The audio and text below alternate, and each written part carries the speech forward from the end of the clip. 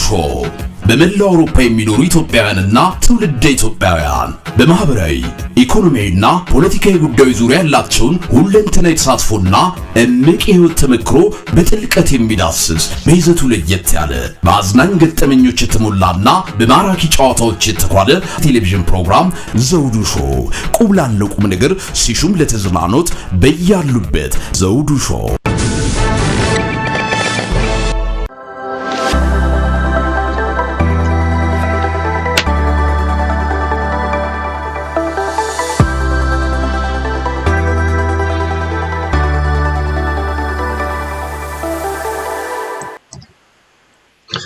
ሰላም ጤና ይስጥልን ክቡራን ተመልካቾቻችንና አድማጮቻችን ዘውዱ መንግስቴ ነኝ ከዚህ ከአገር እንግሊዝ የዝግጅት ክፍላችንን ከእናንተ ክቡራን ተመልካች አድማጮቻችን ጋር የምናደርገውን ቆይታ አሁን ጀምረናል። ዛሬ ለእናንተ ክቡራን ተመልካች አድማጮቻችን በመላው ዓለም እንደዚሁም በኢትዮጵያ ለምትገኙ እንግዶች ይዘንላችሁ ቀርበናል። ዝግጅቶቻችን እንደከዚህ ቀደሙ ሁሉ በተቻለ መጠን በሀገራችን ኢትዮጵያ የሚስተዋለውን ችግር ከመቅረፍ አኳያ ዜጎች ምን ማድረግ ይጠበቅባቸዋል የሚለውን የምንነጋገርበት ነው። ኢትዮጵያ ካለችበት አጣብቂ ችግር ለማውጣት በመላው ዓለም ኢትዮጵያኖች አሁን እየተነቃነቁ ይገኛሉ። በተለይም ሀገርን ለማዳን ወይም ለመጠበቅ ዋናውና ቀዳሚው ነገር በጋራና በአንድነት ተባብሮ መስራት እንደሆነ ምንም ጥርጥር የለውም። ይህ የገባቸው በርካታ ኢትዮጵያኖች አሁን መሰባሰብ፣ አብሮ መሆን፣ በጋራ ለመስራት መስማማት ላይ እየደረሱ ይገኛሉ። በመነጣጠል የመጣው አደጋና ችግር እንጂ መፍትሄ አለመሆኑ ተስተውሏል። ህወሓት ሀገሪቱን ለሰባት ድፍን ዓመታት ሲገዛ በዘር ቋት ውስጥ በመሆናችን የመጣብንን ችግር ሁላችንም ጠንቅቀን የምናውቀው ጉዳይ ነው። በማስከተልም አብይ አህመድም ወደ ስልጣን ተመልሶ ከመጣ በኋላ የኢህአዴግን ስም ከመቀየር በዘለለ ያመጣው ለውጥ ነገር የለም። ይበልጥም ህወሓት ሀገሪቱን ቀድሞ ከሚያስተዳድረው ከሌሎች አጋር ድርጅቶች እያለ ከሚቀልድበትና በኢትዮጵያ ህዝብ ላይ ከሚያሾፍበት የባሰ ችግር ነው የመጣው። ኢህአዴግ ወደ ብልጽግና ቢቀየርም አደጋና ችግሩ የከፋ ሆኖ ተስተውሏል። ታዲያ ኢትዮጵያኖች ይህ ጉዳይ ዛሬም ጭምር በሀገራችን ላይ እያስከተለ ያለው ጉዳት እጅግ ከባድና ውስብስብ መሆኑን በመረዳታቸው በጋራ እስካልቆምን ድረስ ይህንን ስርዓተ መንግስት ማስወገድ ወይም መቀየር አንችልም ብለዋል። በዘር ቋት ውስጥ መቆየታቸው ያመጣው ጥቅም ሳይሆን ጉዳት መሆኑንም ብዙዎቹ ተረድተዋል። በብሔር ብሔረሰቦች ስም እየቀለለ የሚገኘው ስርዓተ መንግስት አሁን ታውቆበታል። እናም ዛሬ የማቀርባቸው እንግዶች ይህ ጉዳይ የከነከናቸው ኢትዮጵያን ካለችበት አደጋ እንዴት ማዳን ይቻላል? ለመሆኑ ኢትዮጵያ ውስጥ ህግስ አለ ወይ? ህገ መንግስትስ? የሚሉት ጉዳዮች ላይ የምናነሳቸው ሀሳቦች አሉ። ህግና ህገ መንግስት በሌለበት ሀገረ መንግስት አለ ማለት አይቻልም ይላሉ በርካቶቹ። ለዚህም ነው ከበርካታ የኢትዮጵያ ብሔረሰቦች ከ31 በላይ የሚገኙት በሀገርም በውጭም የሚገኙት ማህበራቶች ተሰባስበው እነዚሁ ብሔረሰቦችን የወክሏቸው አካላቶች አሁን ጠለቅ ያለ ስራ ጀምረዋል። ኢትዮጵያን እናድን የሚል የጋራ ምክር ቤት አቋቁመዋል። በሀገር አሜሪካም ህጋዊ እውቅናም ተሰጥቶታል። ታዲያ ይህ ተቋም በተለይም በኢትዮጵያም በእቡ ሆነው ከነዚህ ጋር የሚሰሩ ቡድኖችም ተደራጅተው ስራው ተጀምረዋል። አሁን ኢትዮጵያን በጋራ ሆነን እናድን ብለዋል። የትጥቅ ትግሉ እንደተጠበቀ ሆኖ በተጨማሪም በተለይም በሌሎች ጉዳዮች ላይ እንዴት ማገዝ ይቻላል የሚለው አሁን ትኩረት ተሰጥቶበታል። የዛሬ እንግዶቼ ይህንን ጉዳይ ያብራሩላችኋል። አብራችሁን ቆይታ አድርጉ። ይህ ዝግጅትም ለሌሎች ተመልካች አድማጮቻችን ይደርስ ዘንድ በጋራ ሁሉም መረጃዎቹ እንዲደርሷቸው ሼርና ላይክ ብታደርጉት እጅግ መልካም ነው እንላለን። የዘውዱ ሾው ሚዲያን ሰብስክራይብ በማድረግ የሀገራችንን ጉዳይም በቀጥታ እናንተን በምናቀርበው የቀጥታ ውይይቶቻችን ላይ መግባት ሀሳብ አስተያየታችሁን የምትሰጡበት ያለምንም ገደብ በሀገር ጉዳይ ላይ መነጋገር የሚችሉ ሰዎችን እየጋበዝን የምንወያይበትን ይህን የዘውዱ ሾው ሚዲያ አሁንም ሰብስክራይብ እንድታደርጉ ከወዲሁ በማክበር እንጋብዛለን። አብረን ቆይታ እናድርግ። አሁን ዘረኝነትና ጎጠኝነት ለኢትዮጵያ አልጠቀመም። ስለ ኢትዮጵያ ሀገራችን በጋራ እንስራ ይላሉ የዛሬ እንግዶቻችን። በጣም አመሰግናለሁ። ለዘውዱ ሾው ሚዲያ ቃለ ምልልስ ፈቃደኛ ሆናችሁ በመገኘታችሁ በእውነቱ እጅግ እጅግ ከልብ አመሰግናለሁ። እንግዶቻችን መምህር ደምሰው ከዚሁ ከገሞ ጎፋ ማህበረሰብ፣ እንደዚሁም ኢንጂነር ኦባንግ ከጋምቤላ ማህበረሰብ፣ አቶ መኮንን ደያሞም እንደዚሁ ከሲዳማ ወይም ከደቡብ ክልል የመጡ ናቸው። እነዚህ ወገኖቻችን አገራችን ኢትዮጵያን እናድን የሚል የጋራው ምክር ቤቱ አስተባባሪዎች ናቸው። ለመሆኑ ይህንን ለመስራት ምን አነሳሳቸውና ሌሎችንም ከነሱ ጋር አብረን ቆይታ እናደርጋለን። አሁን በድጋሜ ከልብ አመሰግናለሁ እንግዶች። እስቲ በቅድሚያ ከመምህር ደምሰውን ጀምር። በጣም አመሰግናለሁ። ይህን ማህበር እንዴት ልታቋቁሙ ቻላችሁ? ዋና ዓላማና ተግባሩስ ምንድን ነው? እስቲ ከእርሶን ጀምር። በመጀመሪያ ይህንን ፕሮግራም ላዘጋጀው ለዘውዱ ሾው እጅግ ከፍተኛ ምስጋና አቀርባለሁ። ይህ የሀገራችን ጉዳይ አሳስቦ ከፍተኛ እውነት አስተዋጽኦ ሌት ተቀን በማድረግ ከፍተኛ የራሳቸውን ድርሻ የተወጡ ኢንጂነር ኦባንግ ኦማን እጅግ በጣም ከፍተኛ ምስጋና አቀርባለሁ። አቶ መኮንን ዶያሞ ከሲዳማ ነው። እጅግ በጣም አመሰግናለሁ። ዛሬ አገራችን ያለበት ደረጃ እጅግ በጣም አሳሳቢ ደረጃ ላይ፣ ለዚህ ነው ለህዝባችን መከራ፣ ስቃይ፣ ችግርና እንግልት እጅግ በጣም እየበዛ ሄዷል። ለዚህ ነው ሁላችንም ተጠራርተን ኦልሞስት በዚህ የህግ የበላይነት ለፍትህ ለዲሞክራሲ ለኢትዮጵያና የኢትዮጵያ ህልውና አድን ህብረት የጋራ መግለጫ ለማውጣት ተገደናል። ህዝባዊ ጥሪም አለ። ምክንያት ሀገራችን እጅግ በጣም አሳሳቢ ደረጃ ስላለች የተናጠል ጉዞ በአንድ በሁለት በሶስት ሰው የሚደረገው የትም አይደረስም። ስለዚህ አሸናፊ የሚያደርገን ህብረትና አንድነት ብቻ ነው። በዚህ በእኛ በጋራ ግብረ ኃይሉ ምክር ቤት ውስጥ የተሰበሰበው 31 በላይ ብሔረሰቦች ናቸው። ኢትዮጵያ አጠቃላይ በደቡብ ያለው 66 ብሔረሰብ ነው። አጠቃላይ በሀገራችን ያለው 86 ብሔረሰቦች አሉ። ከነዚህ አሁን 31ዱ እውነት እዚህ ውስጥ አሁን ጋምቤላ አለ፣ ሶማሊያ አለ፣ ትግሬ አለ፣ ጉራጌ አለ፣ ራያ አለ፣ ገና ወላይታ አለ፣ ጋሞ አለ፣ ዘራ አለ፣ ጎፋ አለ። አጠቃላይ ወደ 31 ናቸው። እጅግ በጣም እውነቴን ነው በሚያስደስት ሁኔታ ናጠል ጉዞ የትም አያደርስም። እናት ሀገራችንን ከውርደትና ከውድቀት ማዳን የምንችለው በህብረት በአንድነት አንድ ስንሆን ነው። ለዚህ ነው እናት ሀገራችን ኢትዮጵያ በዓለም አደባባይ መሳቂያና መሳለቂያ ሆናለች። የዜጎች ሞት፣ እስራት፣ እንግልት ተባብሰው ቀጥሏል። ኢሰብአዊ ድርጊቶች እጅግ ተባብሰው ቀጥሏል። ሀገራችን ዜጎች ይታፈናሉ፣ ይሰደዳሉ፣ ይገደላሉ። አደጋው እጅግ በጣም ከፍተኛ ነው። ለዚህ ነው የህግ የበላይነት ኢትዮጵያ ውስጥ የለም። ዋናው መሰረታዊ ጥያቄያችን ይሄ ነው። አንደኛ ሩል ኦፍ ሎው የህግ የበላይነት ባለመኖሩ ተጠያቂ መንግስት የለም፣ ፈጻሚ አስፈጻሚ የለም፣ ነፃ ታማኝነት ያለው ምርጫ የለም። ስለዚህ እናት ሀገራችን ችግር የሚፈታው የህግ የበላይነት ህዝቡ ቦት ሲያደርግ ብቻ ነው። ለዚህ ነው እነ ጋና፣ እነ ሴኔጋል፣ እነ ደቡብ አፍሪካ ድነዋል። እውነቴን ነው። ትልቅ ሁኔታ ውስጥ ነው የገቡት እነዚህ ሀገሮች ውስጥ ዛሬ እነ ጋናን ብናይ፣ እነ ኬንያን ብናይ፣ ደቡብ አፍሪካ ከነጮች ግፍ ጭቆና መጀመሪያ በምትወጣበት የመጀመሪያ ወደ ሽግግር መንግስት አልሄደችም።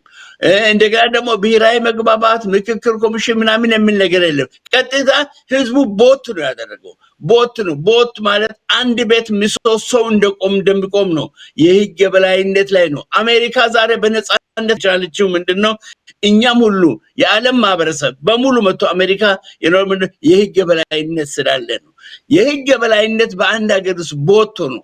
ይሄ ካለ እዛ ሀገር ላይ ስቃይ የለም፣ መከራ የለም። ዜጎች እንደፈለጉ ይገባሉ፣ እንደፈለጉ ይወጣሉ። ዛሬ በሀገራችን ከአንድ ቦታ ወደ አንድ ቦታ መንቀሳቀስ አይቻልም። በተለይ ከአማራ ለምሳሌ ባለፈው በቅርቡ ከአማራው ክልል ወደ አዲስ አበባ ሲመጡ 160 ሰዎች ናቸው ታፍነው ደብዛቸው የጠፋው። አሹ ተረሽኗል። አሁን መንግስት ምንድነው ተጠያቂነት የለውም። የህግ የበላይነት ኢትዮጵያ ውስጥ ባለመኖሩ በድሮን አሁን በትላንትናው ወደ ዝርዝር ጉዳዮቹ እንመለሳለን። ወደ 31 የሚሆኑ የተለያዩ ብሔር ብሔረሰቦች በጋራ ሆናችሁ ስራውን ለመስራት ነው የጀመራችሁ። እስቲ ወደ ኢንጂነር እንሂድ። ዝርዝሮቹ ላይ በተናጠል እንመጣበታለን። እነዚህ 31 ማህበራት ኢንጂነር ምናልባት ወደ ቀኝ ቢሆኑልኝ እባክዎትን፣ ትንሽ ወደ እንትን ሆነዋል። እንደሱ ፕሊስ። አሁንም ትንሽ ወደዛ ጠጋ መሀል ላይ ቢሆኑልን አመሰግናለሁ። ቴንክ ዩ። በተቻለ መጠን በሀገራችን የሚስተዋሉ ችግሮች እየከፉ በመጣበት በዚህ ሰዓት እንዴት በጋራ ለመስራት ስምምነት ላይ ደረሳችሁ? ኢንጂነሩ መንግስት ይቀጥሉ። ወል እንግዲህ እንዴት በጋራ ለመስራት ስምምነት ላይ ደረሳችሁ የሚለው ጥያቄ አይ ቲንክ አንገብጋቢ ጥያቄ ነው። በእርግጥ በአገር ቤት ውስጥ ያለው ችግር ሁሉም ሰው ጋር የደረሰ ችግር ነው። የመነሻ በማድረግ ከተለያዩ የዓለም ክፍሎችን አንዳንድ ተስፋቸው ያልቆረጡና ለውጥ የሚመኙ አካላቶችን ልክ ባገኙት መረጃ መሰረት ይህንን በጋራ መሆን አስፈላጊ መሆኑ ከተለያዩ ጊዜያት ለኛ እንትን አድርጓል። እኛ ይህንን እንትን በማድረግ እንግዲህ ከሌሎቹ ጋር እንዴት አድርገን መስራት እንደምንችል በጋራ ሆነን ለመስራት እንዴት እንደምንችል ተወያይተን የጋራ ምክር ቤት እስካሁን ድረስ እንግዲህ ከ31 ብሔረሰቦች በላይ ናቸው። በብሔረሰቦች ከወሰንን ማለት ነው። በክልሎች ከወሰንን ከ6 ክልሎች ወይም ከ7 ክልሎች በላይ ናቸው። እነኚህ ሁሉ የተወጣጡት ከአማራ አለ፣ ከደቡብ አለ፣ አፋር አለ፣ ከሶማሊያ አለ፣ ከትግራይ ከቤኒሻንጉል ብቻ ነው። ቤኒሻንጉል እና ደቡብ ምዕራብ ኢትዮጵያ ከሲዳማ አለ። እነኚህ ሁሉ ናቸው አንድ ላይ ሆኖ በጋራ ለመንካት የተነሳው። ኢንጂነር ኦባንግ አሁን በርካቶቹን ጠቅሰውልኛል። ምናልባት ከሶማሌና ከኦሮሚያ አልገቡም ሰዎች? ከሶማሌ ኦሮሚያ አሉ። እኔ እንትን ብዬ ነው እንጂ ከቤኒሻንጉል በስተቀር ቤኒሻንጉል እና ደቡብ ምዕራብ ኢትዮጵያ በስተቀር ሌሎች ክልሎች በሙሉ ተወካዮቻቸው ከዚህ 31ዎቹ ላይ ናቸው የሚገኙ። ከነሱ በስተጀርባ ደግሞ ይሄ ነው ሌላ የማልችል ቡድን አለ። ውጭም ማለት በዓለም ዙሪያ ከአገርቤትም የተለያዩት እንትኖች አሉ እና በጣም የተደራጁና በጋራ መስራት አስፈላጊነት ላይ ግንዛቤያቸው በጣም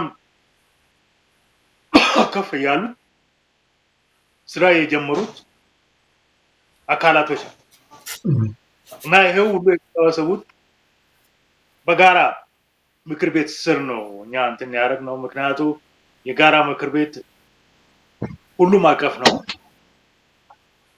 ሁሉም አንድ ነው። ልክ በኢትዮጵያ ውስጥ የህግ የበላይነት እንደሌለ ሁሉ እስከምናውቀው ጊዜ ድረስ ትግሉ በእነዚህ ኤሪያዎች በተለይ የህግ የበላይነትን በኢትዮጵያ ውስጥ ምክንያቱም የሰው ልጅ ለመኖር ወይም የሰው ልጅ በህግ ነው የሚኖረው። ተፈጥሮ ህግ አለ ናቹራሊ፣ እንዳም በቤተሰብ ደረጃ ህግ ከሌለ እና መጣላላት ብቻ ከሆነ ሰው ሁሉ ይሳደዳል። ግን የህግ የበላይነት ካለ ቤተሰብ ተረጋግቶ መኖር ይችላሉ። ተረጋግተው ደግሞ መከባበር ይኖራሉ። ህግ እንደ ሰው ሆኖ የማይሰራበት እንትን ወይም ህግ እንደ ሰው ሆኖ የሚሰራበት ቤተሰቡ ይባላሻል። ወደ ሀገር ሲካሄድ ደግሞ the same things። አሁን የሀገር ጉዳይ ብታዩ ኢትዮጵያ ውስጥ ህግ የሚባል ነገር የለም። ድሮ እንኳን እኔ ሁሉ ጊዜ የምናገረው እኔ ገና ልጅ ያለው ድሮ ሰው ስትነካ የህግ የበላይነት ሰው ማህበረሰቡ ስለገባ ሰው ስትነካ ወይም ስትነካ ነገር ነው መጀመሪያ በህግ አምላክ ነው። ምክንያቱም ህግ በኢትዮጵያ እንደ አምላክ ሆኖ ነው የሚቆጠረው። ይሄ ቀላል ሂደት አይደለም። ይሄንን ሂደት ነው በቃ አሁን ወርዶ ህግ እንደ ሰው ሆኖ ዛሬ ኢትዮጵያ ውስጥ እንትን የሆነ። ስለዚህ ይሄንን ለማስመለስ ይሄንን ሬስቶር ለማድረግ አንድነት ያስፈልጋል። ምክንያቱም ያለው አካል ወይም ያለው መንግስት ህግ የሚለው ነገር የበላይነቱ ማያውቅ መንግስት በኔ ግንዛቤ።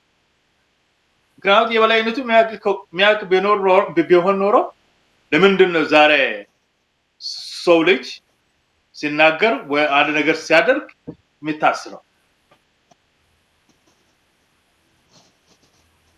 የእስር ቤቶች ሞልቶ አሁን ትምህርት ቤቶች እንደ እስር ቤቶች ሆነዋል በአሁኑ ጊዜ። ስለዚህ ይሄንን ቀላል አይደለም። ምክንያቱም የህግ የበላይነቱ ስላልተረጋገጠ ነው ወይም ስላልተከበረ ነው። እና ይሄንን እንዲመጣ ደግሞ ባለው አካል የሚሆን ሳይሆን አሁን በትጥቅ ትግል ላይ ያሉት እንደነ ፋኖ አይነትን ትግል መደገፍና አገር ቤት ውስጥ ህግ የበላይነቱ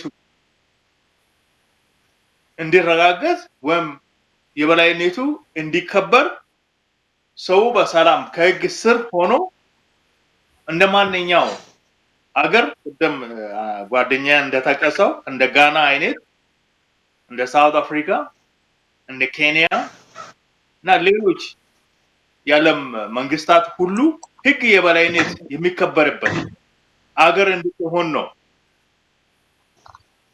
ምን ይመኙ። ስለዚህ ይሄንን ለማምጣት ደግሞ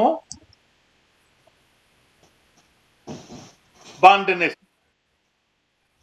እና በእኔ በኩል ታይኝ ይሄንን እንግዲህ ይሄንን የኛ የጀመርነው ህዝቡ ወደ አንድ ማምጣት አስፈላጊ ነው። ነገሮችን ቶሎ ለመቋጨት የሚያስችል እንደሆነ ነው አንደርስታንድ ማድረግ። ታንክ ዩ። አመሰግናለሁ ኢንጂነር ባንክ። እንግዲህ ስለመጡበት ማህበረሰብ ወይም ብሔረሰብ ስለ ጋምቤላ በኋላ ላይ ደግሞ አንዳንድ ማነሳቸው ጥያቄዎች ይኖሩኛል። እንዳሉት ህግ መከበር ትልቁና ወሳኙ ነገር ነው። ህግ ካለ የህግ በላይነት ከተከበረ አምባገነኖች፣ ጉልበተኞች እንደፈለጉ ሊሆኑ አይችሉም። እንግዲህ ወደፊት የምናያቸውን ጉዳዮች እንደዚሁ ከህግ አኳያ ምን መሆን አለበት የሚለው እናነሳለን። በዚህ ጉዳይ ላይ ሰፊ ስራ ከሰሩት ውስጥ እንግዲህ አቶ መኮንን ደያሞ ቀዳሚው ናቸው። ህገ መንግስት ጭምር በማርቀቅ ድራፍቱን ለአብይ አህመድ እስከ መስጠት ደርሰዋል።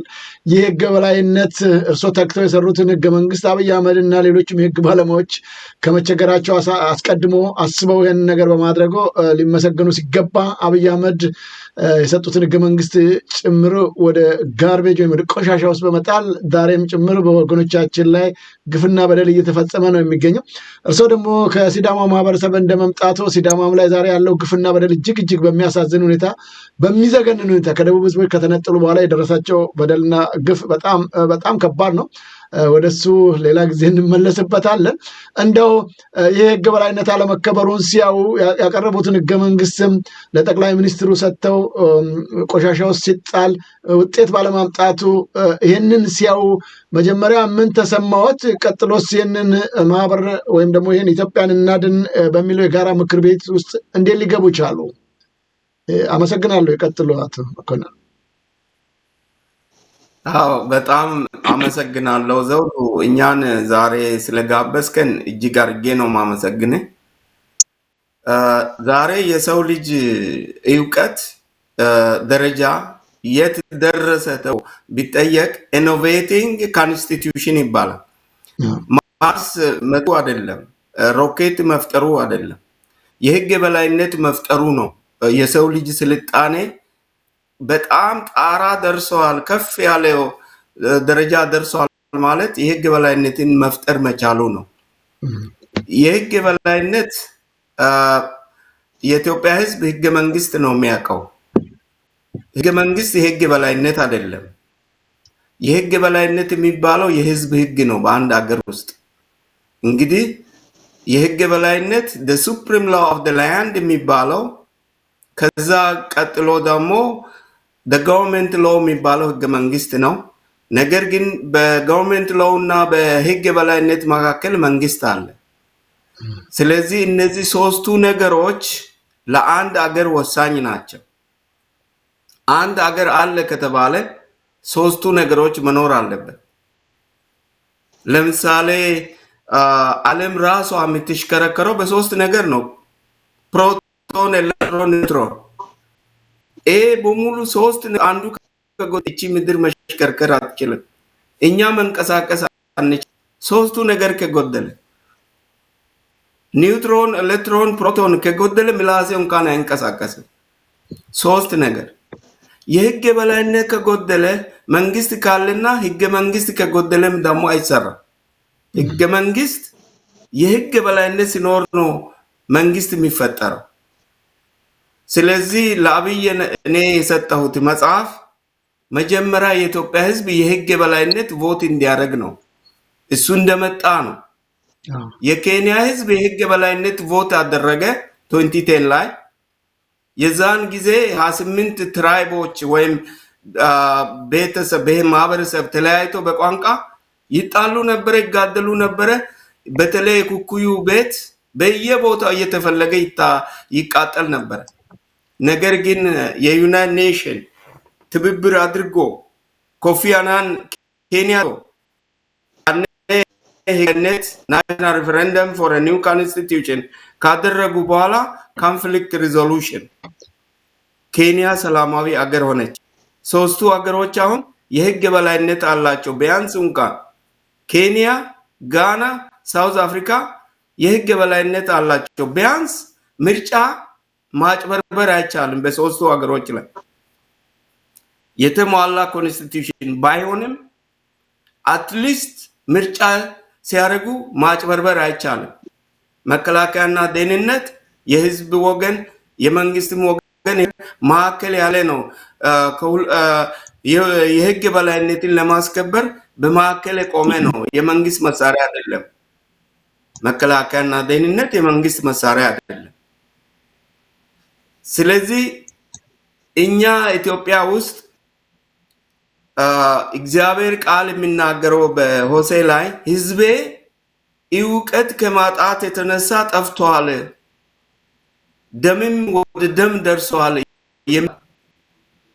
ህዝባችን ይሄንን እውቀት የህግ በላይነት የህዝብ ህግ ቮት ማድረግ የኢትዮጵያ የተለመደ ነገር አይደለም።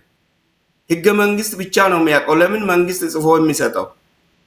ስለዚህ አሁን የምንጠይቀው አንድ ላይ መምጣታችን መላው የኢትዮጵያ ህዝብ አንድ ላይ ሆነን ህዝብ ለማዳን ነው። መጀመሪያ ህዝብ ካዳን አገራችንን እናድናለን አንድ ላይ ሆነን። ስለዚህ አሁን በአሁኑ ሰዓት አማራ ብቻውን እየተዋጋ ያለው መላው የኢትዮጵያ ህዝብ ይሄ ሰዓት ነው ከአማራ ጎን መነሳት ያለ። ይሄ ትልቅ ኦፖርቹኒቲ ነው። የአማራ ህዝብ መነሳት፣ የአማራ ህዝብ ለህልውናው እየተዋጋ ነው ያለው። የደቡብ ህዝብ አማራው ደክሞ መንግስት አማራን ካዳከመ በኋላ የደቡብን ህዝብ እንደ ሳር መረጋገጫ ለማድረግ ያስቀመጠው ሪዘርቭ ነው እንጂ ለደቡብ ህዝብ፣ ለኦሮሞ ህዝብ፣ ለቀረው፣ ለጋምቤላው፣ ለሶማሌው ሁሉ የሚቀጥለው መከራ ከአማራው ህዝብ የባሰ ነው። የአማራው ህዝብ ሰፊ ስለሆነ በዓለም ደረጃም ጮሆ ዓለምን ድረሱልኝ እያለ ነው። ነገር ግን ነገ በሲዳማ ላይ ቢደርስ ሚደርስለት የለም። በወላይታ ላይ ቢደርስ ሚደርስለት የለም። በኦሮሞ ላይ ቢደርስ ሚደርስለት የለም። ብቻውን ለማናችንም ሚደርስ የለም። ለትግራይ ህዝብ ብቻውን የሚሆን ነገር የለም። ኢትዮጵያ ሉዓላዊት አገር ናት። ብቸኛ ሉዓላዊ አገሮች የውሸት አገሮች ብሎ ድንበር በሉዓላዊ አገር ላይ በመፍጠር እርስ በርስ እንዲተላለቅ መንግስት እያደረገ ነው ያለው። ስለዚህ አሁን መታወቅ ያለበት መላው የኢትዮጵያ ህዝብ እንደዚህ አሁን ገና ጀምረናል። አንድም ሳይቀር ከትግራይ ጀምሮ ህዝብ ከህዝብ ጋር መቆም አለበት። በአንድ ሀገር ላይ ህዝብ ከህዝብ ጋር ከቆመ የመንግስት ባሪያ አይሆንም። ዛሬ 21ኛ ክፍለ ዘመን ላይ ህዝብ ከመንግስት ነፃ የወጣበት ዘመን ነው። ለምን? የህግ የበላይነት ከመንግስት ነፃ ነው። ስለዚህ አሁን ለኢትዮጵያ ህዝብ መልእክቱ ምንድነው? ከዛሬ ጀምሮ አሁን ትምህርቱ በሰፊው ይቀጥላል። የኢትዮጵያ ህዝብ የህግ የበላይነት እና የህገ መንግስት ልዩነት የኢትዮጵያ ህዝብ ማወቅ አለበት። መንግስት ሁለት ጠላት አለው። መንግስት በአንድ ሀገር ላይ አንዱ ጠላት ለመንግስት የህግ የበላይነት ነው።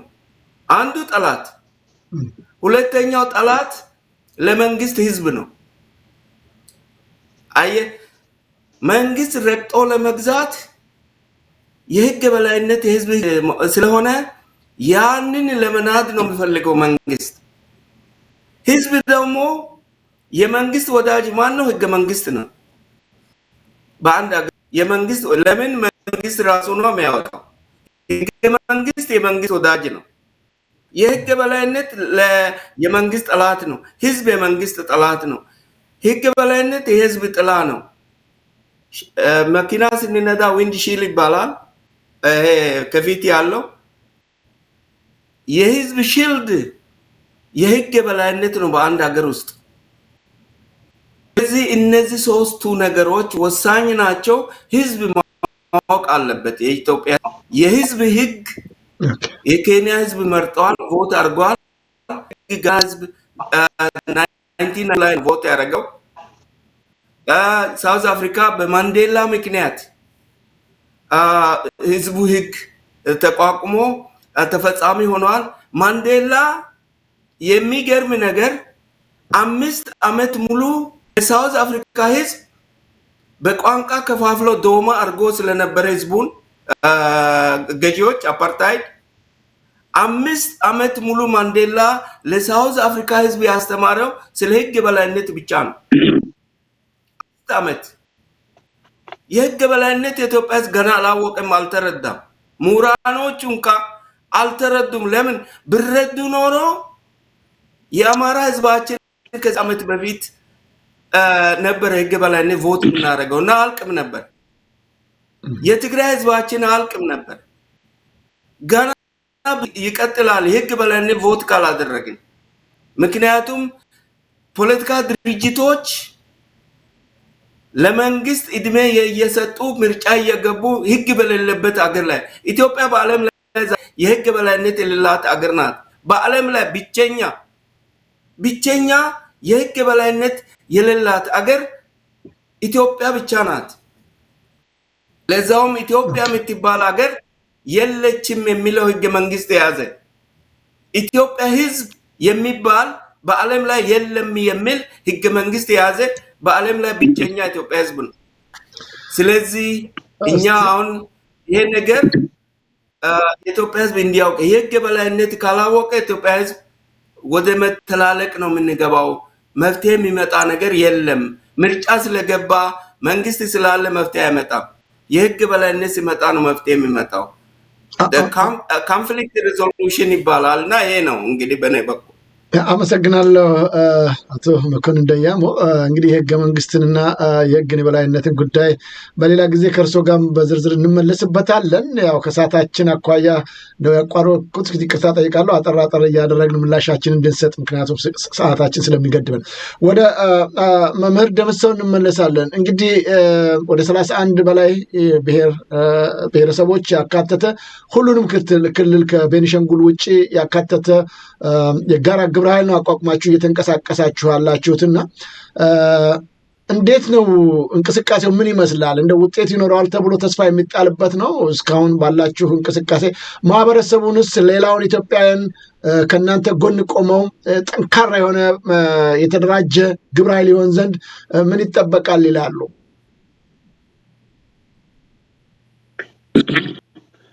በድጋሜ ዘውዱ ሾው እዚህ የቀረባችሁ ወንድሞቼንም እጅግ በጣም አመሰግናለሁ።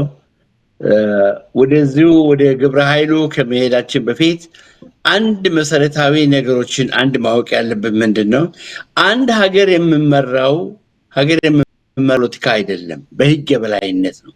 የህግ የበላይነት ስላለ ነው ዜጎች እንደፈለገ ሆነው መኖር፣ መንቀሳቀስ፣ ሰርቶ መኖር የሚችሉት። የህግ የበላይነት ለአንድ ሀገር ህዝብ እጅግ በጣም ወሳኝነት ነው። ይሄ ተግባራዊ እንዲሆን ነው ሌሎችም አሁን ከፍተኛ እንቅስቃሴዎችን በማድረግ ላይ ነው የሚገኙት። ለዚህ ላይ የመላው የኢትዮጵያ ህዝብን በአስቸኳይ እውነትን ነው ከዚህ ከምክክር ኮሚሽን የውሳኔ ሀሳብ በፊት ከመንግስት ምርጫ በፊት ቦት ማድረግ ይጠበቅበታል። የህግ የበላይነቱ እጅግ አስፈላጊ ነው ለማለት ነው። አሁን ግን እናት ሀገራችን ለገጠማት እጅግ ውስብስብ ጉዳይ ሁላ ተጠራርተን ወደ አንድ መምጣት ነው ይሄንን ግብረ ኃይል የመሰረት ነው። በሀገር ውስጥም ግራውንድሊ ይሄ ኮሚቴ ተቋቁሞ ትልቅ ስራዎች እየሰራ ነው ያለው። ምክንያቱም የሀገራችን ችግር መከራው፣ ችግሩ፣ ግፉ ተወርቶ አያውቅም። ምክንያቱም በሰላም በፍትህ በነፃነት እጦት በዓለም ላይ ብቸኛዋ ተሰቃይታ በአሁን ጊዜ በ21ኛው ክፍለ ዘመን ያለችው ማናት? ኢትዮጵያ ናት። ለዚህ መሬት ላይ ትልቅ ስራ ነው። አሁን ፋኖ ወንድሞቻችንም በአራቱ አቅጣጫ ያሉት ዞን ኮንፈረንሶችን ሁሉ ከነሱ ጋር አድርገናል። ሀገራችን ኢትዮጵያን ማዳን የምንችለው ምንድነው? በህብረት በአንድነት ነው። በሀገር ቤት ውስጥም አሁን ባለፈው ልኬልሃለሁ 107 በቂሊንጦ እስር ቤት ዝርዝሩ ልኬልሃለሁ። እዛው በአንድ ክፍል ውስጥ 80 የአይሁድ ዜጎች ታፍነው ነው በአንድ ክፍል ውስጥ የሚገኙት። ዛሬ አዲስ አበባ ከ10,000 በላይ ወጣቶች ታፍነው ደብዛቸው ይጠፋል። ከ130 በላይ እስር ቤቶች በአዲስ አበባ ዙሪያ ዛሬ ተቋቁመዋል። ቶርች ማድረጊያ እስሮችም ተቋቁመዋል። ስለዚህ ህዝባችን መከራ ምንድነው ኢትዮጵያ ወዳልሆነ ፖለቲካ አቅጣጫ ሄዳ ነው። ለዚህ የሚመራው ፖለቲካ አይደለም፣ በህግ የበላይነት ነው። ስለዚህ አሁን ማደነጋገሪያዎችን ኢትዮጵያ ያለው ሰው በሙሉ አውቋል።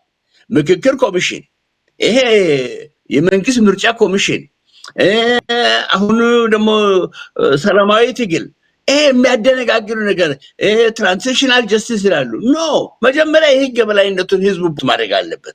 ከዚህ ላይ ምንድነው አሁን ግብረ ኃይሉ ኢትዮጵያ ውስጥ ያለው ዘውዱ እጅግ በጣም ትልቅ እንቅስቃሴ እያደረጉ ያሉት እያንዳንዱ ወንጀለኛ፣ እያንዳንዱ የሀገርና የህዝብ ሀብት የዘረፈ፣ እያንዳንዱ የንጹሃን ደም ያፈሰሰ ሁሉ ሪከርድ ሆኖ አሁን ምንድነው እኛን ለምንድነው ኦልሞስት ኦል አሁን የትኛው ክልል ነው አሁን ህዝብ በነፃነት ዙሪያ ያለው? ከ4 ኪሎ 6 ኪሎ እኮ አይቻልም እኮ አንዳንድ ነገሮች ይልከላሉ። ትላንት ጀግኖች አባቶቻችን የወደቁት እኮ ደቡብ ኢትዮጵያ ውስጥ ካልሆነ በስተቀር ሌላ ቦታ ያንስ እንደቃላ ክብራችን የነፃነታችን ምሳሌ መያዝ እንኳን የማይችልበት ደረጃ ላይ ይደርሳል እኮ። ስለዚህ አሁን በዚህ በግብረ ኃይል ውስጥ ያለው የጋምቤላ፣ ሶማሌ፣ ትግሬ፣ ሲዳማ፣ አማራ፣ ኦሮሞ፣ ዛላ፣ ወላይታ፣ ጋሞ ሁላችን ተሰብስበናል። የሚያዋጣው ይሄ ነው። ይሄ ላይ ትልቅ ስራ ሀገር ቤት ውስጥ እየተሰራ እንዳለ መቶ እርግጠኛ ነኝ። አሁን በዚህ በግብረ ኃይሉ ለምሳሌ እንደነ ዶክተር አረጋዊ አይነት ሰዎችን ብታይ ከጄኔቫ ነው ያሉት፣ ግማሹ ጀርመን ነው ያሉት፣ ግማሹ አውስትራሊያ ነው ያሉት፣ ግማሹ ካናዳ ነው ያሉት። ስለዚህ ኢትዮጵያ መውጫ መግቢያ ምንድነው? ይሄ ሁላችንም ተባብረን ተዋደን የወደፊቷን ማንም በበላይ አይደለም፣ ማንም በበታች አይደለም። ሁላችንም የህግ የበላይነት በሀገራችን ተከብሮ ሁላችን የነፃነት ኢትዮጵያም የነፃነት አየር እንድትነፈስ ምንድነው በጋራ በህብረት ስንሰብ በአንድ ፓርቲ በአንድ ብሔር ድርጅት ኢትዮጵያ የምትገዛበት አክትሟል። ስለዚህ ምንድነው ጀግኖች ወንድሞቻችን ዛሬ የትጥቅ ትግል አድርገው ምን ያህል መከራና ስቃይ እንዳለ ቅድም ወንድሜ አቶ መኮንንም ኢንጂነር ኦባንግም ዘርዝሯል። የመከራው ግፉ የኢትዮጵያ ተነግሮ አያልቅም። በዚህ በአጭር ጊዜ ውስጥ አያልቅም።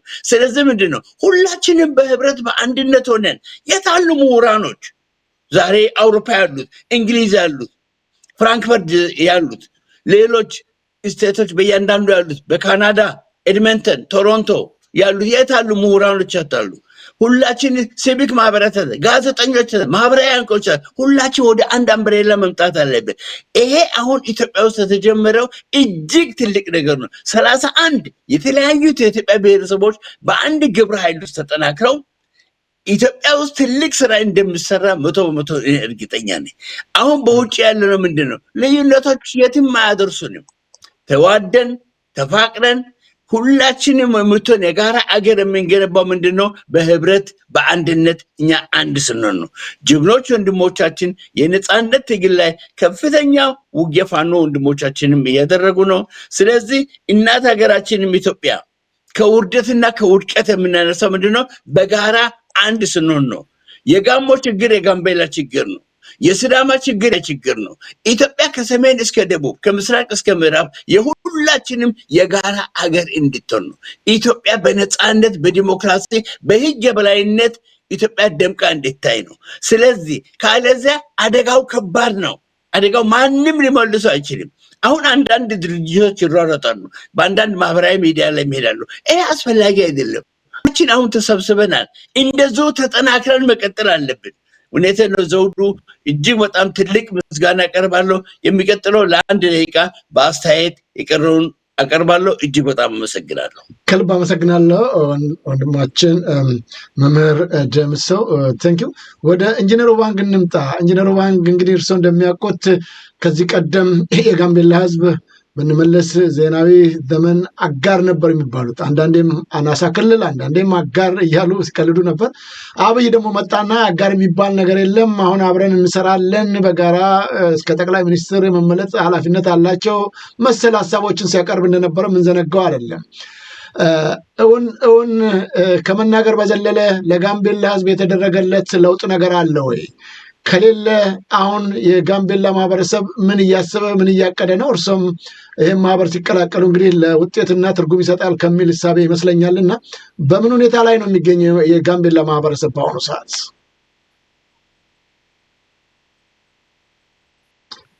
ኢንጂነር ሚዩት ሆነዋል። ከመጀመሪያ ጀመረና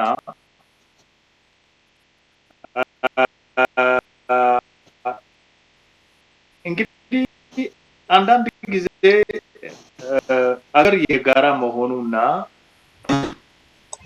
ደግሞ የሚገለጸው በራሱ ብሔሮች መሆኑ ለአንዳንድ ድርጅቶች አጋር የሚባል ቃል አልነበረ። እንዲያውም ድሮ በኃይለ ሥላሴ ጊዜ የፓርላማ ምርጫ የሚደረገው ፌር በሆነ እና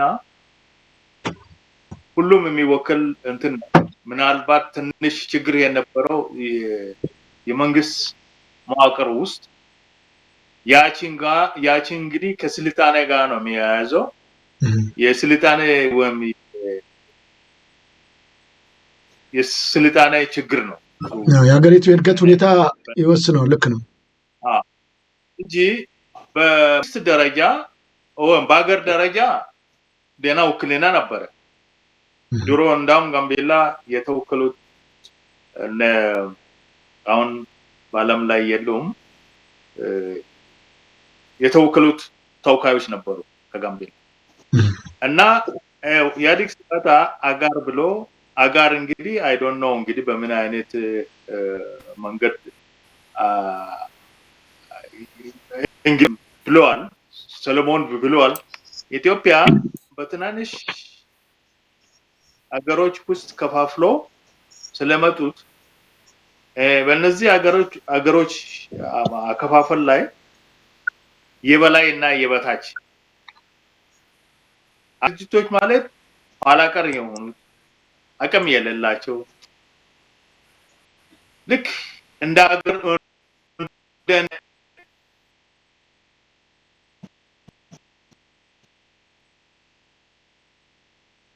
ኢንጂነር ትንሽ ድምጾ እየተቆራረጠብኝ ነው። እንደ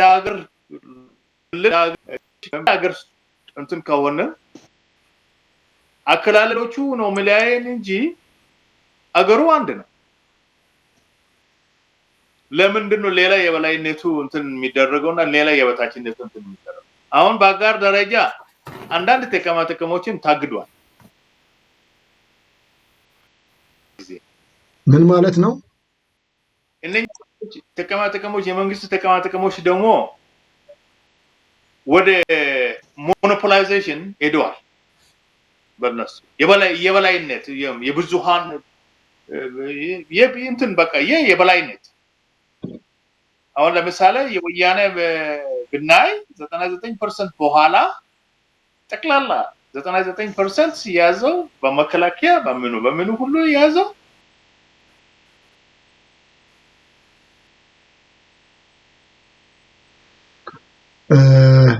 ተመልካች አድማጮቻችን ኢንጂነር ትንሽ እየተቆራረጠባቸው ይመስለኛል መስመሩ። እንግዲህ አንዳንድ ጊዜ ኔትወርክ እሺ መጡ። እሺ ትንሽ አሁን መጥተዋል። ይቀጥሉ። ትንሽ ኔትወርኩ እያስቸገሩት ይመስለኛል። ይቀጥሉ። በመከላከያ ሌቨል ብትወስድ የስልጣን አሰራት ፌር አይደለም። ኔፖቲዝም አለ እዛ፣ የዝምድና አሰራር አለ። ሁለተኛ ደግሞ ኔግሌክሽን አለ፣ ንቀት አለ። አሁን ለምሳሌ የጋምቤላ ህዝብ በባድመ ጦርነት ጊዜ ከፍተኛ ጀብዱ ካደረጉት ልክ ነው አስተዋውሳለሁ መካከል የጋምቤላ ህዝብ ጂፒኤልኤም ታጋዮች ናቸው። ግን በኋላ ወደ ስልጣን ወደ እንትን ሲደረግ ተጠቃሚ የሆኑት ሌሎች ሆኑ። because they are neglected ስለሆኑ ሌሎች ጋር ብታይ the same things። ለዚህ ነው አጋር ይሄ ሁሉ ከህግ የበላይነት ጋር የሚያያዝ ጉዳይ። ወደ ሌሎች ጥቅሞች ብትሄድ እስካሁን ድረስ በሚኒስትር ሌቨል እንኳን የተሾመ የጋምቤላ ሰው የለም። አብይ ወደ ስልጣን ከመጣ ማለት ነው ከኢህአዴግ ጊዜ ጀምሮ ምናልባት ቢያገኙ ይሄ የተወራዋሪነት የሚሽነሪ የአምባሳደርነት ነው የሚያገኙት እንጂ እሱ ሚሽነሪ ነው። አምባሳደር ማለት ሚሽነሪ ልክ እንደ የቤተ ክርስቲያኖች ሚሽነሪ ያለው አይደል? እነሱ ናቸው። እነዛ እንግዲህ ይበቃቸዋል ተብሎ ነው በቃ በሌላ አባባል እንጂ መመዘኛዎቹ እንደ ሀገር በመመዘኛዎቹ መሰረት ሁሉ ቀርቶ አይደለም።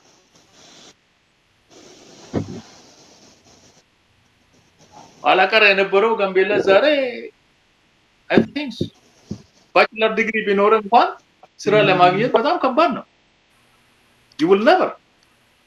ስለዚህ በጥቅሉ ከግርማዊ ቀዳማዊ ኃይለ ሥላሴ ዘመን ወዲህ የጋምቤላ በከፍተኛ ጫናና ጭቆና ውስጥ እንዳለ በተለይም አብይ አህመድ ከመጣም የባሰበት እንደሆነ ነው የሚገልጹልኝ። እንግዲህ በጥቅሉና ይሄ አሁን የተቋቋመው ግብረ ኃይል እንደው ምናልባት ይህን ችግር ይቀርፋል ለጋምቤላም ለሌላውም የኢትዮጵያ ብለው ያስባሉ?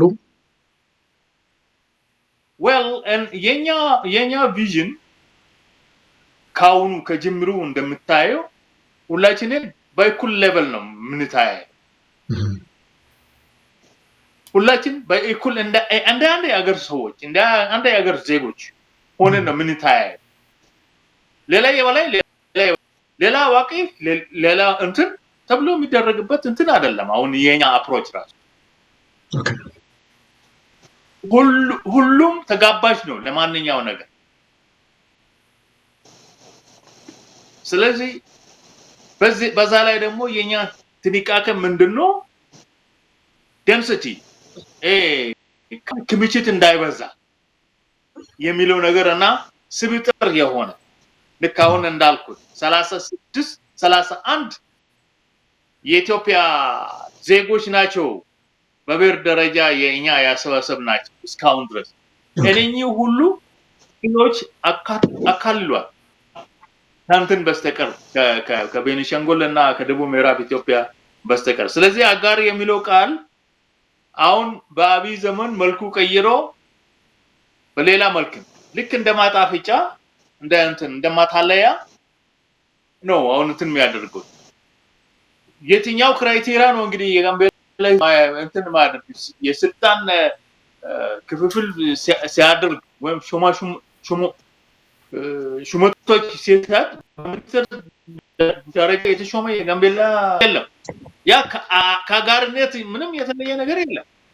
ምክንያቱም እንደነ ጋምቤላ አይነት የሚበቃላቸው ያ ነው። በቃ እንደነሱ እንትን ያ የተንከባለለ አፕሮች ስለሆነ ያችን አፕሮች አሁን ከምንከተለው ጋር በጣም የተራራቀና የማይገናኝ ሲስተም መሆኑ ከዚህ መርዳት ይቻላል እና ከጅምሩ እስካሁን ድረስ እንግዲህ አምርቅና ሞቲቬት የሚያደርግ ሁሉም ተነሳሽነትን ወደ አንድ እንዳውም ተረስቶ ወደ ደቡብ ብትሄድ ተረስቶ ምንም እንትን የሌላቸው ሰዎች እኮ አሁን በጣም እንትን ብለዋል። አሁን ጉራጌዎች ጋር ብትሄድ the same things አሁን ጉራጌዎች ያላቸው ሞራል ለኔን እንትን ለማድረግ በጣም ኃይለኛ ነው። ውሳኔን ባይሰጥም የነሱ ጉዳይ መስማትና ህልባት ማስገኘት ተስፋ በጣም ኃይል ምክንያቱም እነሱ የሚጠብቁት ያውቃለዋ እኮ እንትን ሞኖፖላይዜሽን የባሰ ሲሄድ ወይም የበዛ ሲሄድ አሲሚሌት ያደርጋል በእነሱ ሰርክል ውስጥ ያሉ። አመሰግናለሁ ኢንጂነር። እስቲ እንግዲህ የመጨረሻ ሀሳቦትን በኋላ ላይ ይቀበላሉ። 1-2 ደቂቃ ሰጥቶታለሁ። ወደ አቶ መኮንን ደያሞ ልመለስ። በጣም አመሰግናለሁ ኢንጂነር። አቶ መኮንን እንግዲህ እንደሚያውቁት በተለይ በደቡብ ህዝቦች ክልል ከዚህ ቀደም ጭፍለቆ ብዙዎቹን አንድ ላይ አደረገ። ከዛ በኋላ የሲዳማ ክልል ራሴን ችያለሁ ብሎ ወጥቷል። ግን የባሰ ውድቀት ውስጥ ክልሉ እየገባ ያለበት ሁኔታ ነው ባለን መረጃ። ይህ ማህበር በመግባታችሁ ሌሎችም ወደ 31 ነው አሁን ያሉ እያላችሁኝ ነው ይህንን ግብረ ኃይል የተቋቋመው። ሌሎቹም ይገቡ ዘንድ ይህንን ማህበር ይቀላቀሉ ዘንድ በተለይ በኢትዮጵያን እናድን ነውና ዋና ዓላማችሁ የግብረ ኃይሉ ወይም የምክር ቤቱ መቋቋም ኢትዮጵያን ማዳን ይቻል ዘንድ ሌሎቹ ብሔረሰቦችም እዚህ ውስጥ ተቀላቅለው የተሻለች ሀገር እንድንመሰርት ምን መደረግ አለበት ይላሉ? እስቲ ከዚህ ሀሳቦኝ እንነሳ። አዎ በአንድ አገር ላይ በተለይ በ21ኛ ክፍለ ዘመን አንድ አገር ህዝብና መንግስት ለሁለት ነገር በግልጽ ጎልቶ ማወቅ አለበት። ህዝብና መንግስት ህዝብ አንድ ላይ መሆን ትልቁ ስልጣኔ ምልክት ነው። የስልጣኔ ኋላ ቀርነት መንግስት ህዝብን መከፋፈል ከቻለ ያ ያልሰለጠነ ህዝብ ነው። የስልጣኔ ጉድለት ምልክቱ ህዝብ ለህዝብ መከፋፈል ነው። ለምሳሌ የትግራይ ህዝብ ከላይ የኢትዮጵያ ህዝብ ነው፣ አጋር ነው። እንኳን ህዝብ 1.3 ሚሊዮን መንግስት ሲጨፈጭፍ መላው የኢትዮጵያ ህዝብ አንድ ቢሆን ኖሮ የትግራይን ህዝብ አጋር ሆኖ ከመንግስት ጋር ማሰር መንግስትን መቅጣት ይችል ነበር። ግን ይሄ ያለመሰልጠናችን የተነሳ ህዝብ ለህዝብ የአንድ አገር ቫልዩ የአንድ አገር ህዝብ አንድነት ነው ለአንድ አገር ቫልዩ። አለበለዚያ መንግስት መሳሪያ የታጠቀ ስለሆነ የህዝብ ጠላት ነው። ስለዚህ አላማችን መላው የኢትዮጵያ ህዝብ እስከ አንድ ሰው ድረስ አንድ እንድንሆን ነው። ለምን? መንግስት የህዝብ ጠላት ስለሆነ። በተለይ የህግ በላይነት በሌለባት አገር ላይ ህግ በላይነትን መፍጠርም አይችልም፣ ቮት ማድረግም አይችልም፣ አይፈቀድለትም። በህገ መንግስት ብቻ እንደ አሞራ ተይዞ ተቆናጦ በህገ መንግስት ስር በመንግስት ባሪያነት የአገሩ ባለቤትነት ተነጥቆ ህዝብ መከራ ውስጥ ይኖራል። እርስ በርስ እየተጣላ እየተጋጨ ይኖራል። ስለዚህ ነው የአማራ ህዝብ የመላው የኢትዮጵያ ህዝብ ጸጋ ነው። የኦሮሞ ህዝብ የመላው የኢትዮጵያ ህዝብ ጸጋ ነው። ደቡብ ያለው ከሲዳማ ጀምሮ በአጠቃላይ የኢትዮጵያ ህዝብ ጸጋ ነው። ሶማሌ ህዝብ የኢትዮጵያ ህዝብ ጸጋ ነው። ጋምቤላው የኢትዮጵያ ህዝብ ጸጋ ነው። አፋር የኢትዮጵያ ህዝብ ጸጋ ነው። ሁላችን እስከ አንድ ሰው በኢትዮጵያ 1,127,127 ስኩዌር ኪሎ ሜትር የቆዳ ስፋት ያላት ኢትዮጵያ ውስጥ ያለው ኢትዮጵያዊ መላው የኢትዮጵያ ህዝብ አንድ ሆኖ መጠበቅ አለበት። መንግስት የህዝብ ጠላት ነው። ይሄ መታወቃል። የትም ሀገር ነው፣ ኢትዮጵያ ላይ ብቻ አይደለም። የትም ሀገር ላይ መንግስት የህዝብ ጠላት ነው። ለምንድን ነው አቶ መኮንን መንግስት ህዝብን እንዲያስተዳድር በህዝብ የተመረጠ ነው? በዲሞክራሲ የተመረጡ አምባገነኖች ምናልባት ሊሆኑ ይችላሉ፣ ግን በህዝብ የተመረጡ ዲሞክራሲ ባለበት ሀገር የህዝብ ጠላት የሚሆኑት ለምንድን ነው? መሪዎች ወይም መንግስት የህዝብ ጠላት የሚሆኑበት ምክንያት ለዚህ ነው። የሰው ልጅ ስልጣኔ በ21ኛ ክፍለ ዘመን ጣራ የደረሰው የህግ በላይነትን መፍጠር ነው የተባለው። የህግ በላይነት በመንግስትና በህዝብ መካከል ከመንግስት በላይ ከህገ መንግስት በላይ የሚቀመጥ የህዝብ ህግ ነው። የህዝብ ህግ እስከሌለ ድረስ መንግስት የህዝብ ጠላት ነው። ነገር ግን የህግ የበላይነት ያለበት አገር ላይ መንግስት የሚቀጠር ነው በህዝብ መንግስት ህዝብ የሚቆጣጠረው ነው። መንግስት ህዝብ የሚቀጣው ነው። መንግስት ህዝብ ከስራ የሚያባርረው ነው።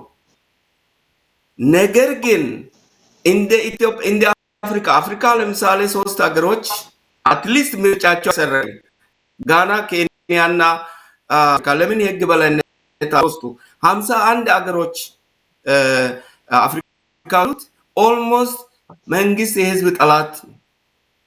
ምክንያቱም ፕሮቴክሽን ሺልድ የለውም። ሺልድ የህግ በላይነት ነው። ስለዚህ ምስጢሩ ምንድነው?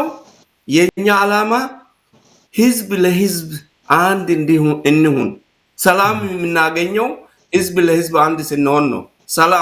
ሰላማችን የምንጠብቀው ህግ በላይነት ቮት ማድረግ የምንችለው። አለበለዚያ መንግስት ህግ በላይነት ቮት እንድናደርግ አይፈቅድም፣ ይሞታል እንጂ መንግስት ከህግ በላይነት ወደ ህግ በላይነት ለመድረስ በፍጹም እድል አይሰጥም።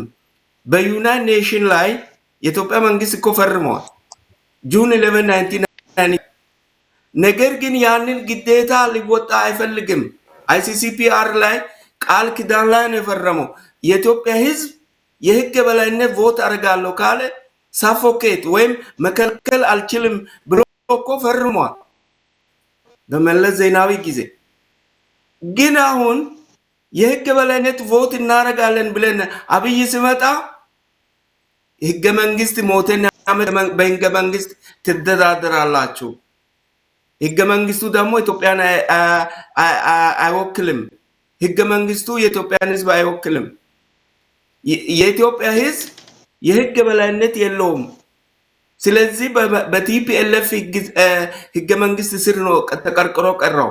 አብይ ከመጣ በኋላ የኢትዮጵያ ህዝብ ቲፒኤልኤፍ ታግሎ ሲያወርድ አብይ ሃይጃክ አድርጎ አሁንም በቲፒኤልኤፍ ህገ መንግስት ነው ያለው። ለምን? የቲፒኤልኤፍ ህገ መንግስት ኢትዮጵያ የምትባል አገር በዓለም ላይ የለችም የሚል ነው። የቲፒኤልኤፍ ህገ መንግስት የኢትዮጵያ ህዝብ የሚባል በዓለም ላይ የለም። ስለዚህ ነው እስከሚበታተኑ ድረስ አብይ የፌድሪ ህገ መንግስት ጠቅላይ ሚኒስተር ነው። የኢትዮጵያ ጠቅላይ ሚኒስተር አይደለም። በዓለም ደረጃ ኮንስቲቱሽናሊ ከሄድ አብይ የኢትዮጵያ ጠቅላይ ሚኒስተር አይደለም፣ የፌድሪ ነው። ፌድሪ ደግሞ አንታ ኢትዮጵያ ነው፣ አንታ ኢትዮጵያ ህዝብ ነው። ኢትዮጵያን የለችም ብሎ የሚያምን ስለሆነ የሰረዘ ስለሆነ ኢትዮጵያን ህዝብ የሰረዘ ስለሆነ፣ ስለዚህ እኛ አንድ መሆን ትልቁ አድቫንቴጅ የህግ በላይነት ተባብረን ቮት ማድረግ እንችላለን። መንግስት መከልከል አይችልም ነው። የለውም፣ አቅምም የለውም። በጣም አመሰግናለሁ አቶ መኮንን ደያሙ። ያው ከሰዓታችን አኳያ ላይ በማቆም ይቅርታ ጠይቃለሁ። በዝርዝር ይህንን ህገ መንግስትና ዝርዝር ጉዳዮች ላይ ወደፊት ከእርሶ ጋር ለብቻ ሌላ ፕሮግራም ላይ እንደሚቀርቡልኝ ተስፋ አደርጋለሁ። እንመለስበታለን።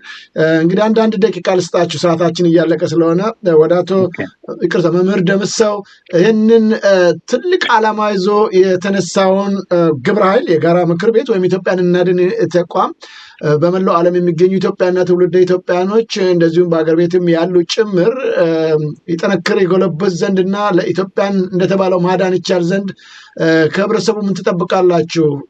በዚህ ላይ አጠር ያለ አስተያየቶን 1 ደቂቃ ልስጦት። አመሰግናለሁ። ምንድነው የምትጠብቁት?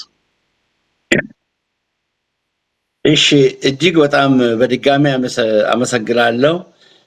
አጠቃላይ አሁን የሚሰጠው አስተያየት ምንድነው?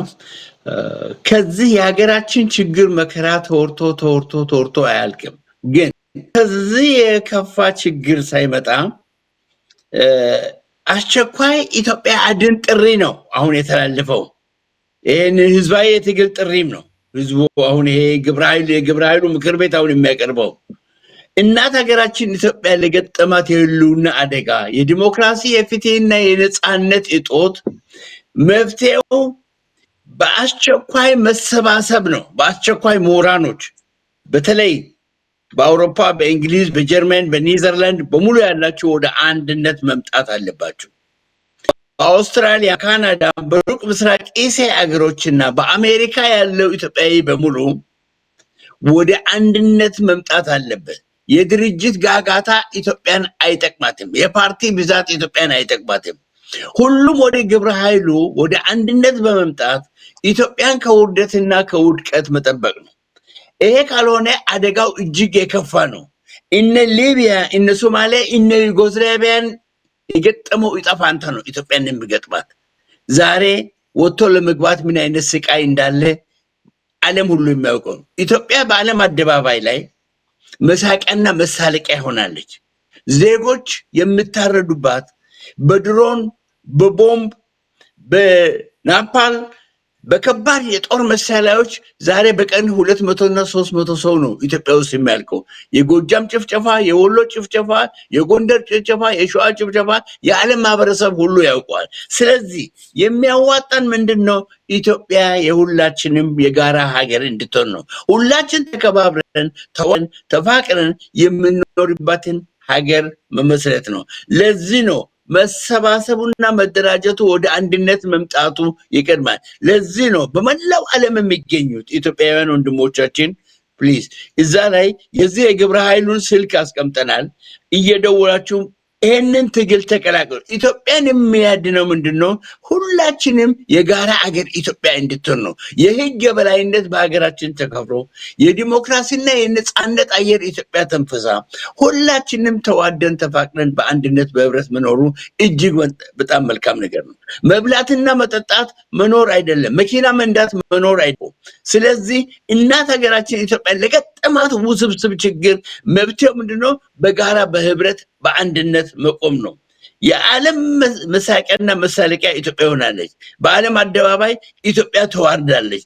ዜጎች ሞት ሰብሶ ቀጥሏል። ለዚህ ነው የህግ የበላይነት ያለ ሀገር የሚመራው በህግ የበላይነት ነው። ሀገር የሚመራው በጡንቻ አይደለም፣ ዜጎችን በድሮን በመጨፍጨፍ አይደለም። ስለዚህ በመላው ዓለም የሚገኙት ኢትዮጵያውያን ጋዜጠኞች፣ ማህበራዊ አንቂዎች፣ ምሁራኖች ፕሊዝ በዚህ ከግብረ ኃይሉ ጋር ተቀላቅለን አገር ቤት ያለው መሬት ላይ ትልቅ ስራዎች እየተሰሩ ነው ያሉ። ኢትዮጵያን ከገጠማት ከውርደትና ከውድቀት እናድን። ምክንያቱም ካልዛው አደጋው የከፋ መሆኑን እየታየ ነው ያለው። ስለዚህ ዘውዱ ሾው እጅግ በጣም ወንድሞችንም ዘውዱንም አመሰግናለሁ። በህብረት በአንድነት ጠንክረን እንነሳ። የህግ የበላይነት ምርጫ አሁኑን ይሁን። ስለዚህ ናሽናል ሪፍረንደም for a new constitution ኢትዮጵያ ለዘላለም በጀግና ልጆቿ ደምቃና አበባ ትኖራለች። እጅግ በጣም አመሰግናለሁ። ከልብ አመሰግናለሁ መምህር ደምሰው። ወደ ኢንጂነር እንሂድ። ኢንጂነርም እንደዚሁ እስቲ 1 ደቂቃ ልስጦት፣ አጠር አድርገው የመጨረሻ መልእክቱን እናዳምጥ። ምን ይጠብቃሉ ከኢትዮጵያና ትውልድ ኢትዮጵያን አገር ቤት ካሉትም ይህ የጋራ ግብረ ኃይል ጠንክሮ ለኢትዮጵያ መድህን ይሆን ዘንድ ምን ይጠብቃሉ?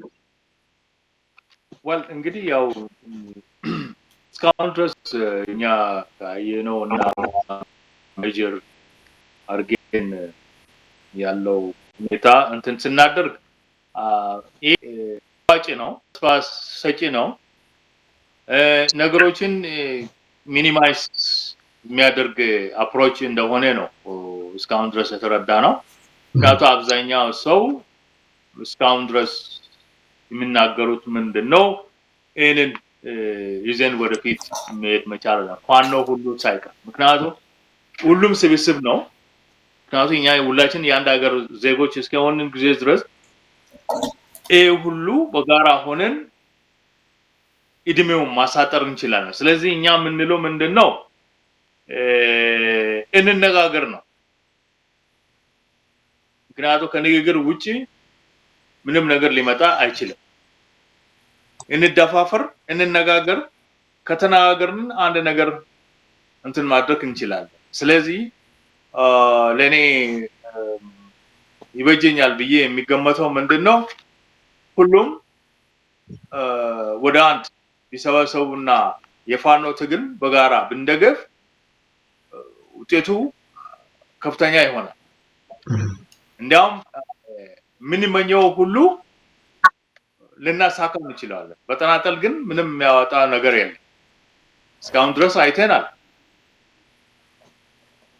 እስካሁን ድረስ ደግሞ ያለቀው የህዝብ ብዛት ቀላል እንዲያውም ኢትዮጵያ ብቻ ነው እንግዲህ እስካሁን ድረስ እንደዚህ አይነት እልቂት የታየበት። ስለዚህ we have to feel ይሄንን ማሰብ መቻል አለብን። ምክንያቱም ሰው እያለቀ ነው፣ ህፃን ሁሉ ሳይቀር። ነገ ደግሞ በተራው ሌላ ጋር ይደርሳል። ይሄ መሳሪያ የሊደርሺፕ ይሄንን ሊደርሺፕ እንትኑ የኢትዮጵያ ህዝብ ለማሸማቀቅ ነው እንጂ ለኢትዮጵያ የሚበጅ መንግስት አይደለም። እና የው እንትን የሚቆም አይደለም። ስለዚህ ማስወገድ መቻል አለም። ለማስወገድ ደግሞ ሁላችንም መተባበር መቻል አለም። ይሄ ነው እንግዲህ የኔ መልእክት ለሁሉም እንነጋገር፣ ወደ አንድ እንትን እንምጣ። የምንፈልገው ሀሳብ ሁሉ ጀነሬት አድርገን ማስቀመጥ እንችላለን። ከልብ አመሰግናለሁ ኢንጂነር ኦባንግ ስለ መልእክቶም ጭምር። መተባበር፣ አንድ መሆን፣ መነጋገር፣ መወያየት ጠቀሜታው እጅግ በጣም መልካም እንደሆነ ብዙዎቻችን የምንረዳው ነው። ይህንን ባለማድረጋችን ነው እዚህ ሁሉ ክፍተት ውስጥ የገባ ነውና መልእክቱ እንግዲህ የዘውዱ ሾው ሚዲያ ለሚከታተሉ ይደርሳል ብዬ ተስፋ አደርጋለሁ። በመጨረሻም አቶ መኮንን ደያሞ እስቲ አጠር ያለ መልእክቶን ያስተላልፉልን። መስመሩን ለእርስዎት ይቻላል። ምን ይጠብቃሉ? አዎ ቀጥተኛም መልእክት እንግዲህ እስከ ዛሬ ድረስ ሬትሮስፔክቲቭ አዋጣንም። ይሄ ወያኔ ከመጣ ጀምሮ እስከ ዛሬ ተበጣብጠናል። እኔ መልእክቴ ለምሁራን ነው፣ ለኢትዮጵያ ምሁራን ሬትሮስፔክቲቭ ማቆም አለባችሁ። ካሁን በኋላ ሌስ ስታርት ፕሮስፔክቲቭ እንቀጥል። ከዛሬ ጀምሮ ወደፊት ለመሄድ አዲስ ሀሳብ፣ አዲስ መንገድ ይዘን እንሂድ። ለህዝባችንም አዲስ መንገድ እናሳይ፣ መፍትሄ ያለው መንገድ። ለምሳሌ ብዙዎቻችሁ ፖለቲካ ድርጅቶች እያላችሁ የህግ በላይነት በሌለ አገር ላይ የፖለቲካ ድርጅት አይቋቋምም። የህግ በላይነት በሌለበት አገር ላይ ሽግግር መንግስት ምንም የቀረ ነው፣ ኦብሶሌት ይባላል። ላይክ ኤርኬክ ድሮ የቀረ ነው ያ መንገድ። የህግ በላይነት ጥያቄ ሰላማዊ ትግል የሚባል ነገር አያመጣም። የህግ በላይነት ሰላማዊ ጥያቄ የሚያመጣው ሰላማዊ ትግል፣ ሰላማዊ ጥያቄ የሚያመጣው የህግ በላይነት የሌለበት አገር ላይ ህግ በላይነት መጠየቅ ነው። በቃ ሌላ ነገር አይደለም። የህግ በላይነት ያለበት አገር ላይ ነው ፖለቲካ የሚሰራው። የህግ በላይነት ያለበት አገር ላይ ነው ሽግግር መንግስት ምናምንም የሚመጣው። ያ አሁን ዘመን የለም። ናሽናል ሪፈረንደም ፎር ኒው ኮንስቲቲዩሽን ነው አሁን ጥያቄያችን። መላው የኢትዮጵያ ህዝብ ለዚህ ይተባበር። የኬንያ ህዝብ ዘላኖች ሳይቀሩ ነው የተባበሩት 2010 ላይ ናሽናል ሪፈረንደም ፎር ኒው ኮንስቲትዩሽን ዘላኖች ሳይቀሩ መላው የኬንያ ምሁራን ተባብረው ነው የህግ የበላይነት ቮት የተደረገው። ስለዚህ መላው የኢትዮጵያ ህዝብ መላው የኢትዮጵያ ምሁራን ለጊዜው አቁሙ። የግል ፍላጎት ይቅር። የበላችሁት ያላችሁ ጽዳት ስራም ቢሆን ያላችሁ ደሞዝ ይብቃ። ስለዚህ አሁን ለጊዜው አገራችንና ህዝባችንን እናድን ማለት የህግ የበላይነት ጥያቄ ዓለም አቀፋዊ ጥያቄያችን ነው ለምሁራን በአጠቃላይ። ለምን ምሁራኖች በትክክል ስለ ህግ የበላይነት የሚያውቅ አንድ ኢትዮጵያዊ አላየሁም። ዶክተር ሆኖ ፕሮፌሰር ሆኖ ዋትስ ኮንስቲትዩሽን ዋትስ ገቨርንመንት ሎው ልዩነቱን አቁም። ህገ መንግስት ነው የሚያውቁት። በአሜሪካ ውስጥ እንኳን ተቀምጦ ዋትስ ገቨርንመንት ሎው ዋትስ ኮንስቲትዩሽን የሚለው ዲፍረንስ አቁም። የህዝብ ህግ መንግስት እና ህገ መንግስት እነዚህ ሶስቱ የተለያዩ ነገሮች ናቸው። ህገ መንግስት መንግስት የሚያወጣው ነው። የህዝብ ህግ ደግሞ የአሜሪካን ኮንስቲትዩሽን፣ የኬንያ ኮንስቲትዩሽን፣ ጋና ኮንስቲትዩሽን፣ ሳውዝ አፍሪካ ኮንስቲትዩሽን የህዝብ ህግ ይባላል። የህዝብ ህግ ነው። ህግ ስር ነው መንግስት ያለው። ከመንግስት ስር መንግስት የሚያወጣ ፓርላማ ህገ መንግስት ነው እሱ። እና አደራ ብዬ መልእክቴ ለኢትዮጵያ ምሁራን አሁን ለጊዜው ፖዝ አርጉና የህግ በላይነት ከምርጫው በፊት ቮት ይደረግ። የምርጫ ነው የህግ በላይነት ሳይኖር ምን አይነት ምርጫ ነው ህዝቡ ሄደው? ምክክር ኮሚሽኑ የህግ በላይነት ጥያቄ ውስጥ መቀላቀል አለበት። አሁን ጥያቄያችን የህግ በላይነት ነው ከምርጫው በፊት። ስለዚህ ምክክር ኮሚሽኑም ኢትዮጵያዊ ስለሆነ ኢትዮጵያውያን ስለሆኑ ይሄ ለሁሉም ይመለከተናልና ምክክር ኮሚሽኑ ራሱ የህግ በላይነት ጥያቄ ላይ መቀላቀል አለባቸው። ምክንያቱም ህገ መንግስቱ ኢትዮጵያ በዓለም ላይ የለችም ስለሚል ህገ መንግስቱ የኢትዮጵያ ህዝብ በዓለም ላይ የለም ስለሚል ይህንን በሚቀጥለው አብራራለሁ። ግን አሁን ለጊዜው መልእክቴ ነው። ከልብ አመሰግናለሁ አቶ መኮንን ደያሞ። እንግዲህ ክቡራን ተመልካች አድማጮቻችን ስትከታተሉ የቆያችሁት በዚህ በዘውዱ ሾው ሚዲያ ላይ በርዕሳችን ላይ እንዳያችሁት ህግ በሌለበት አገረ መንግስት የለም ነው ያልነው።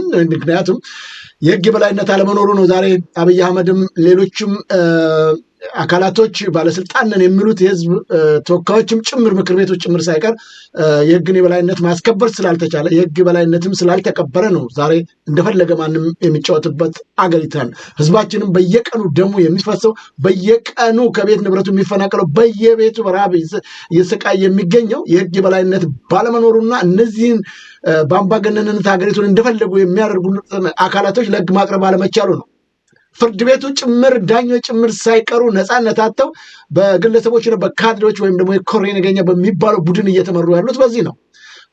አንዳንድ ደፋር ዳኞች እንኳን በሚሰጧቸው ውሳኔዎች ላይ ከእስር ቤት ሰዎች እንዲለቀቁ ሲደረግ እዛው በር ላይ ቅሊንጦ ጭምር ሳይቀር ወይም ከመሃል አዲስ አበባም ጭምር ሳይቀር አፍነው እየወሰዱ እንደፈለጉ የሚያደርጉት ህግም የህግ የበላይነትም ባለመኖሩ ነው። ስለዚህ ይህንን በተመለከተ በተለይም ከአቶ መኮንን ደያሞ ጋር እንግዲህ እስካሁንም ምሁራኖች ጭምር ሳይቀሩ በጣም ብዙ በርካታ ኢትዮጵያኖችም በርካታ ሰን በአጠቃላይ ማለት ነው በሳቸው አነጋገር የህግና የህግ መንግስትን ልዩነትና ኮንስቲቱሽንና የህዝብን ህግን ለይተው አልታወቀም ብለዋል። እሱን እንግዲህ በዝርዝር እመልስበታለሁ። ተመልካች አድማጮቻችን ከሳቸው ጋር በቀጥታ ውይይት እናደርጋለን። በእርግጥ ከዚህ ቀደምም አንዳንድ ውይይቶችን አድርገናል ከሳቸው ጋር፣ ግን በዝርዝር እንመለስበታለን። ምናልባት ምን ማለታቸው ነው የሚለው ነገር አሁን እዚህ ውስጥ ዝግብ ውስጥ እንድትገቡ አልፈልግም። በዝርዝር ያብራሩታል። ይሄንን በተመለከተ የህዝብ ህግና የመንግስት ህግ ወይም ኮንስቲቱሽን ምንድን ነው ያላቸውን አንድነትና ልዩነት የሚለውን ወደፊት እመልስበታለሁ። መደራጀት፣ መነጋገር፣ መወያየት፣ አብሮ መሆን ጠቀሜታው እጅግ በርካታ ነው። አሁንም እንዳያችኋቸው የዚህ የኢትዮጵያን እናድን የጋራ ምክር ቤት መምህር ደምሰው ከዚሁ ከደቡብ ገሞ ጎፋ ግዛት ነው። በተጨማሪም ኢንጂነር ኦባንግም ከጋምቤላው ማህበረሰብ ነው። እንደዚሁም ደግሞ ማናቸው አቶ መኮንን ደያሞም ከሲዳማ ማህበረሰብ ነው። ይሄ ነው እንግዲህ ልዩነቶቹንም አይታችኋል።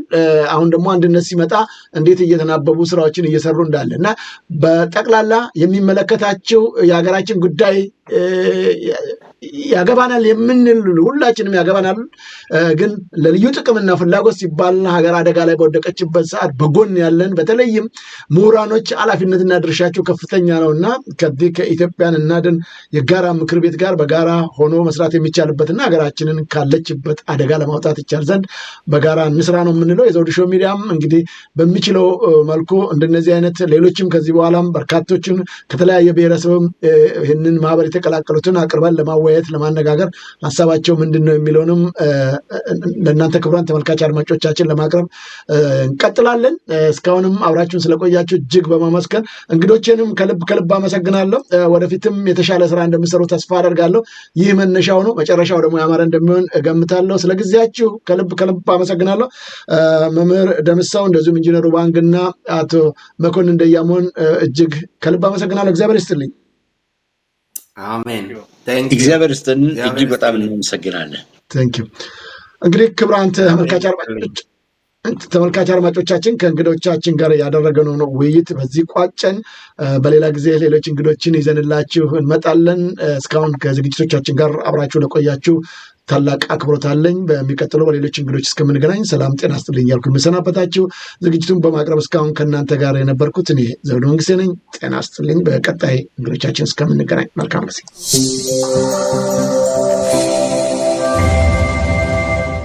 ዘውዱ ሾው በመላው አውሮፓ የሚኖሩ ኢትዮጵያውያንና ትውልደ ኢትዮጵያውያን በማህበራዊ ኢኮኖሚያዊና ፖለቲካዊ ጉዳዮች ዙሪያ ያላቸውን ሁለንተናዊ ተሳትፎና እምቅ የህይወት ተመክሮ በጥልቀት የሚዳስስ በይዘቱ ለየት ያለ በአዝናኝ ገጠመኞች የተሞላና በማራኪ ጨዋታዎች የተኳለ ቴሌቪዥን ፕሮግራም ዘውዱ ሾው ቁም ላለው ቁም ነገር ሲሹም ለተዝናኖት በያሉበት ዘውዱ ሾው